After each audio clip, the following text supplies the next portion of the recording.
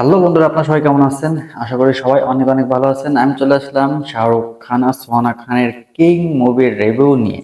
Review বলতে মুভির release date জানিয়ে দিব যে মুভিটা কত তারিখে রিলিজ হবে।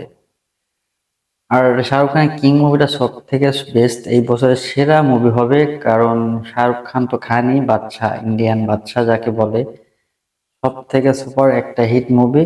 আর মুভির রিলিজ ডেট হচ্ছে আপনার 24/12 ডিসেম্বর, সরি 24শে ডিসেম্বর, 12ই মাস 2026, মানে বছরের শেষের দিকে মুভিটা মুক্তি পাবে। মুভিটার ট্রেলার দেখেই তো মাথা হ্যাং হয়ে যাবে, কারণ ট্রেলার দেখলেই বুঝতে পারবেন যে এটা একটা বাপ বেটির মুভি। ওকে, সবাই ভালো থাকবেন আর আমাকে একটু সাপোর্ট করবেন, লাইক কমেন্ট শেয়ার এবং সাবস্ক্রাইব করবেন।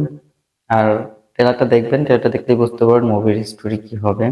আর রিলিজ ডেট তো বলে দিলাম, 24/12/2026, মানে এই বছরের শেষের দিকেই মুভিটা রিলিজ হবে। রিলিজ ডেট জানিয়ে দিয়েছে। এর আগে ট্রেলার আসছিল, টিজার আসছিল, বাট মুভির রিলিজ ডেট জানায়নি।